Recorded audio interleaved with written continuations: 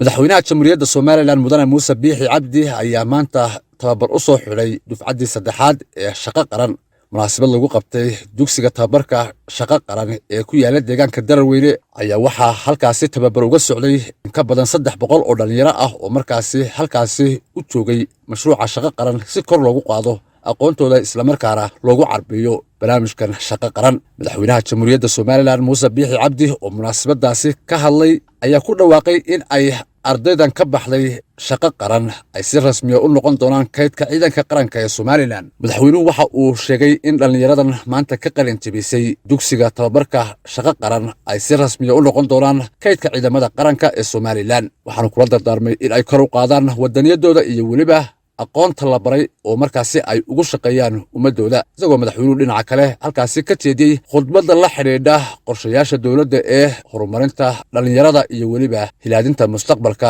sidii ay dalka u hogaamin lahaayeen hadalladiisa madaxweynahana waxaa ka mid ahaa waxaan aad iyo aad ugu faraxsanahay maanta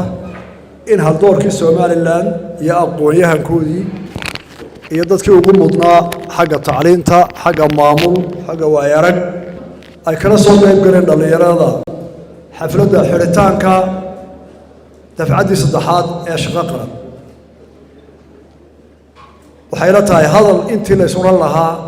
ee laga hadli lahaa xafladdan maanta iyo qarankaba waa la yidhi intii hadashay sidii ficileedu haddeen halka ay ka qaadeen baan ka qaaday halka ay dhigeenna waa dhigay kow waxaan u kacay inaanu ku dhawaaqno in maanta ay soo xidhantay tababarkii iyo waqtigii la carbinayay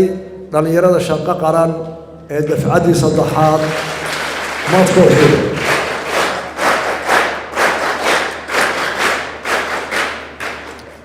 waxaa kaloo halkan soo taagay inaan sheego in dhalinyarada 300 ee inamada ah ee shaqo qaran loo tababaray ay yihiin laga bilaabo maanta kaydka ciidamada qaranka qaranku saacadu yeelanaa ay diyaar noqonayaan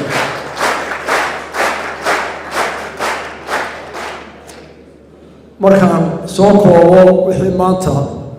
ay noo sheegeen odayaasha inoogu aqoon badan iyo dadka inoogu aragsan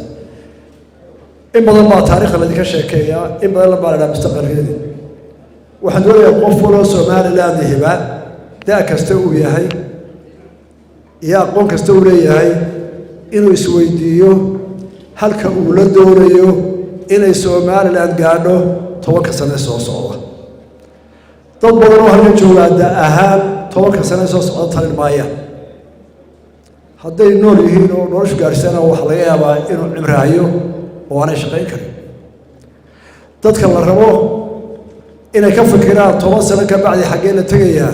waa dadka dhaadhaxaadka ah dhalinyarada shaqo qaran jaamacada ka baxday ee ka mid yihiin kuwa badan ee kale ee aan nasiib u helin halkan iyo aqoon-yahanka kale iyo dad kale da'da yar ee da'doodu 30 tahay waxaan jecelahay inay ka fikiraan Soomaaliland 30 sano ka bacdi markuu qofkaasi 60 jir gaaro sidee buu doonayaa inuu u ekaato haddayna taa ka fikirin oo aanu qofka higsigiisu halkaa noqon oonu cimrigiisa iyo daadsi ay soo eegin waxay la tahay inaynaan mid fogaanin waxaa kaloo ku dardaarayaa inuu mabda'eenu ahaado ilaahay wuxuu noo abuuray bini aadmi u abuuray waxaynu nahay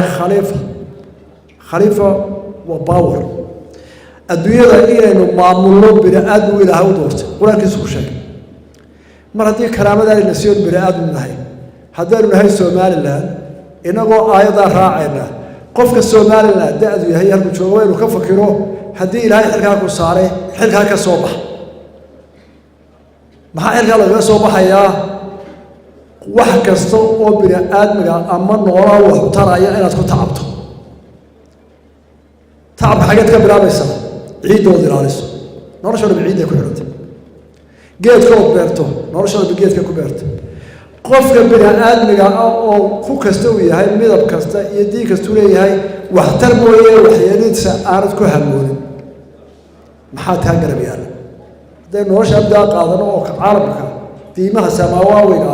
falsafadaha dhammaantood taa isku raaceen maxaynu ku daraaye garab socda waxaa ka garab socdoo kugu waajiba intaa kharibaysa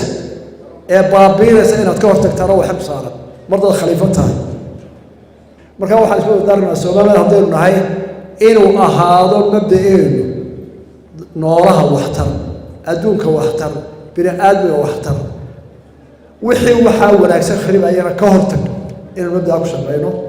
oo aynu intaa ku soo koobno maanta dardaarankeena waa intaa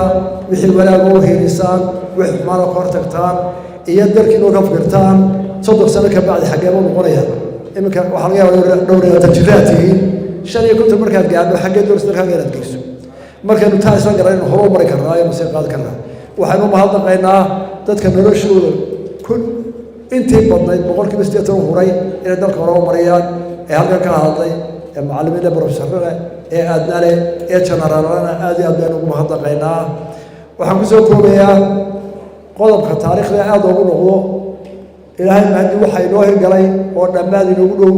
hooyigii qaranka taariikhda Soomaaliland ama museumki waa dhismo dheer taariikh gaar u leeyahay waxa weeye khayriyadii laga bilaabay Hargeysa inay isku timaado odayaasheeda oo ay ku tashadaan oo darooda ka tashadaan wax badan soo maray halgamo badan soo maray taariikhda isagoo maanta waxa ka dhigay museumka qaranka wuxuu u baahan yahay taariikhda dalka oo qoran laga wada qayb galo oo taariikhdeena wanaag iyo dhibaato ahayd baa la dhigo oo qof waliba ka geysta qaybtiisa si ay ugu cibro qaataan dadka inoo imanaya iyo da'yarteeda waxaan ugu dambaysiintii doonayaa inaan dadka halkan joogo aan isbaro maanta waxaan iswaraagaa inuu ka soo qayb galay xafladan nin ka mid ah dhalinyaradii dalka dhibaatada weyn soo martay isagoo aroosa la xidhay dil lagu xukumay 20 sano soo dhameeyay haddana nolosha ku soo noqday oo aan shaqo tagin ee haddana halkii ka bilaabay sama falka iyo inuu dadka u shaqeeyo maxamed baaruud oo ah gudoomiyaha hay-adda xuquuqsaaka waxaan jecelahay in dadkaas bartaan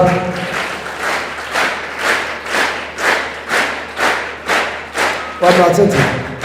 محمد يرجع لما واحد جعله المويزم كان كقريب قران وحقاق كاسنا waxa uu ahaa madaxweynaha jamhuuriyadda Soomaaliland mudane Muuse Biixi Cabdi oo maanta khudbad ka jeedinayay munaasabada tababar loogu soo xiray boqolaal ka mid ah dhalinyarada carbiska shaqo qaran waa ku mahadsantihiin daawashadiina fadlan nagu xidhnaada subscribe saar channelka si aad u hesho markaasi xogaha iyo warbixinaha aanu halkan ku soo gudbinana program bareelka mahadsanid